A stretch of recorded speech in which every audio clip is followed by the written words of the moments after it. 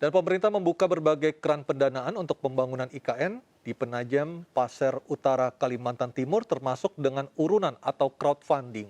Crowdfunding menjadi salah satu cara dari pemerintah mengumpulkan dana untuk persiapan pembangunan serta pemindahan IKN.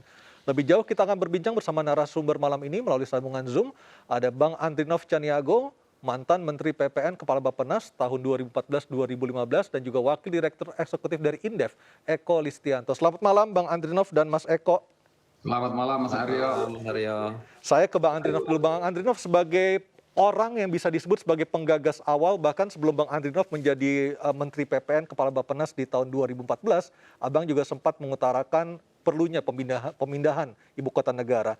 Apakah di gagasan awal yang Bang Andrinov canangkan waktu itu sudah tercetuskah ide untuk melakukan pengumpulan dana dari masyarakat atau crowdfunding, Bang Andrinov?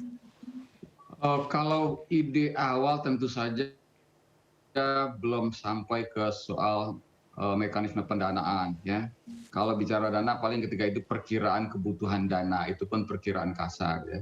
Jadi yang ide awal itu adalah ya berdasarkan kajian awal, dirasa perlu mengkaji lebih jauh, perlu untuk melihat perlunya pemindahan ibu kota ke Kalimantan ketika itu ya. Di Baik, dengan situ angka 466 triliun rupiah Bang yang dikatakan oleh Presiden Jokowi, apakah waktu gagasan awal angkanya sebesar itu ataukah justru di bawah itu Bang Andrinov? Nah, itu kan tergantung besaran luas dari kota yang mau dibangun ya. Ketika kami masih di luar di tim visi Indonesia 2033 ya memperkirakan 100 triliun ketika itu ya. Tapi itu tentu memang hanya untuk kota yang sekarang ini kira-kira disebut sebagai kota inti itu. Bukan Oke. sekaligus mencakup wilayah penunjang, wilayah pendukung, apalagi yang area remote atau kawasan satelitnya.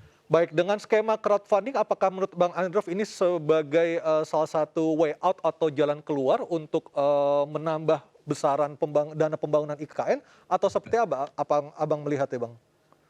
Saya melihat sebetulnya mengumumkakan atau mengutamakan isu dana pembiayaan dari sumber lain itu malah kurang pas ya. Oke. Seolah-olah ini ada bahwa masalah utamanya adalah bagaimana menggalang dana dari luar, dari swasta dan sebagainya, seolah-olah itu. Menurut saya itu tidak isu yang prioritas dan bukan isu utama dari dalam pembangunan IKN ini. Isu utamanya adalah bagaimana konsisten membangun kota publik ya. Kota yang memang kota berkualitas, kota kelas dunia. Dan kalau itu kota publik, ya memang yang mengontrol pembangunannya harus negara. Yang mengontrol pembangunan negara, ya maka anggarannya yang utama tentu harus dari negara. Nah, saya melihat sebetulnya ya, peran dari dana luar, swasta atau masyarakat adalah untuk mengisi bagian-bagian di kawasan penunjang. Dan menurut saya itu bukan masalah serius. Begitu kota inti ini jadi dengan biaya APBN, maka orang akan berlomba-lomba, pihak-pihak swasta akan berlomba-lomba merebut tempat, bisa membangun sekolahan, membangun rumah sakit, membangun pusat perbelanjaan dan sebagainya. Baik. Jadi buat saya terlalu dibesar-besarkan soal kebutuhan pembiayaan dari pihak swasta atau di luar anggaran negara itu. Baik, saya ke Mas Eko. Mas Eko, dengan adanya skema crowdfunding yang dicetuskan oleh Kepala Otorita IKN, apakah ini bisa dianggap sebagai indikasi adanya miskalkulasi tentang besaran dana yang dibutuhkan untuk pembangunan IKN, Mas Eko?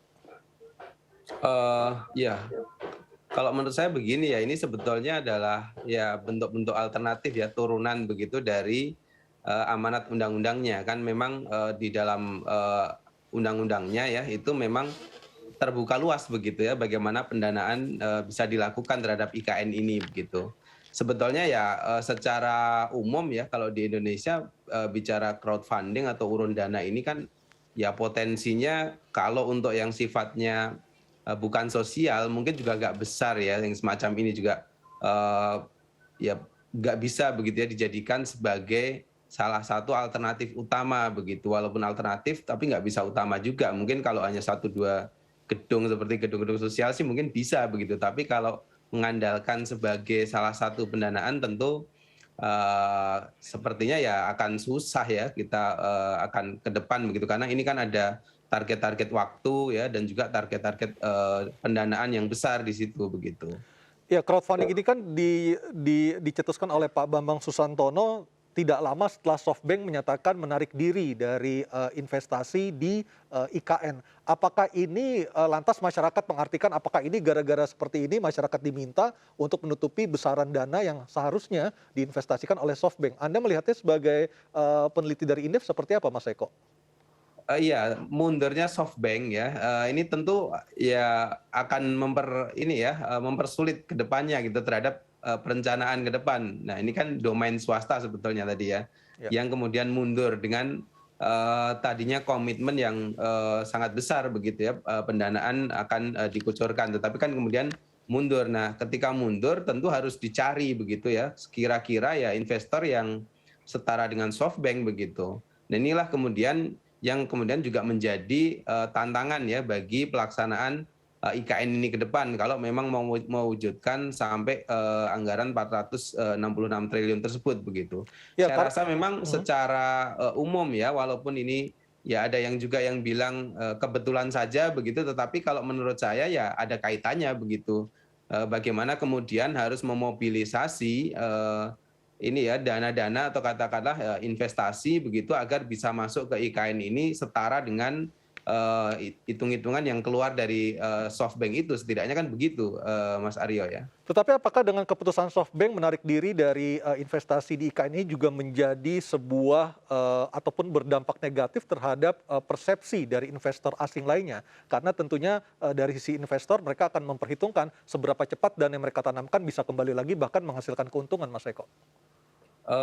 Nah ini kalau menurut saya ya dengan keluarnya SoftBank salah satu investor besar, saya yakin juga mempengaruhi ya kalkulasi bagi calon-calon investor yang lain begitu. Karena kan IKN ini di awal memang salah satu strateginya adalah menarik katakanlah ya beberapa quote and quote penasihat begitu ya. Itu kan ada mantan Perdana Menteri Inggris ya dan juga beberapa yang lain yang mungkin termasuk juga ini ya dari kepalanya SoftBank ini begitu, artinya juga pengen menarik investor global masuk kepada IKN ini gitu. Nah, begitu ada investor global yang keluar, tentu secara ini ya, secara persepsi saja begitu itu juga akan mempengaruhi yang lain yang mungkin sudah juga berkomitmen terhadap pembangunan IKN ini begitu, Mas Aryo. Baik, dan pemirsa, penggunaan dana APBN untuk pembangunan IKN seharusnya bisa diartikan sebagai bentuk partisipasi masyarakat dalam pembangunan ibu kota negara yang baru. Karena APBN juga berasal dari kutipan pajak